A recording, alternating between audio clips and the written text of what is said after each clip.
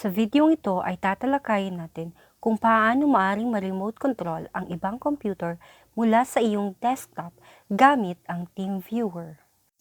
Buksan pareho ang dalawang computer. Hanapin ang icon ng TeamViewer at kopyahin ang partner ID at password mula doon sa isang computer. Kinakailangan na mayroon kayong connection sa internet upang maging successful ang pagre-remote ninyo sa computer. Ang iyong computer ang magiging control remote computer.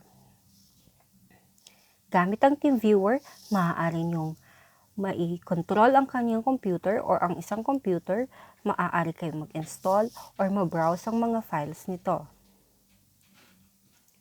Isang magandang application ang TeamViewer, lalo na kung kinakailangan ninyong gamitin ang isang computer mula sa may distansyang lugar. Maaari din itong gamitin sa pag-a-access ng files o sa pag-aayos ng computer kahit na nasa ibang lugar ito. Ngayon naman ay i-input ang partner ID sa control remote computer. And then, i-click ang connect. Mula dito, makikita nyo na ang allow remote control, na ibig sabihin ay maaari nyo ng ma-remote control ang computer na kinonect dito. Lalabas naman ang dialog box para sa password. Dito nyo ilalagay yung password na kinuha doon sa kabilang computer. And then, i-click ninyo yung log on. Yan. So, maaari nyo nang makita at ma-remote control yung computer na ikinonect ninyo sa iyong computer. Katulad ng nakikita ninyo dito sa screen.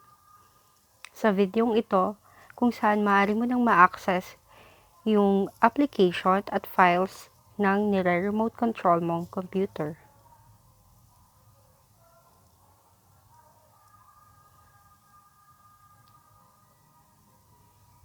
Mapapansin ninyo na sa taskbar ng video na ito ay may dalawa tayong taskbar. Yung nasa ibaba ay yung taskbar ng computer or ng control remote computer. While yung nasa loob naman ito ay yung computer na nire-remote niya.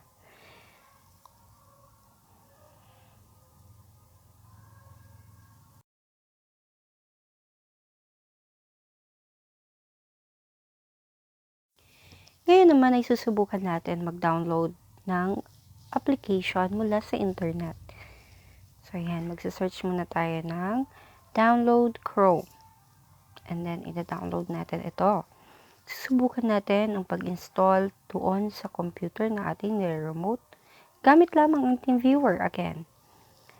So, there you have it. Nakapag-download na tayo ng Google Chrome. Pagkatapos nito, ay i-install naman natin ito. Ito ang kagandahan ng paggamit ng TeamViewer. Kahit nasa ibang lugar ka, maaari mong i-access ang iyong computer mula sa bahay o opisina. Anytime, anywhere. Siguraduhin lamang na meron kayong internet connection at maaari ninyo itong gawin.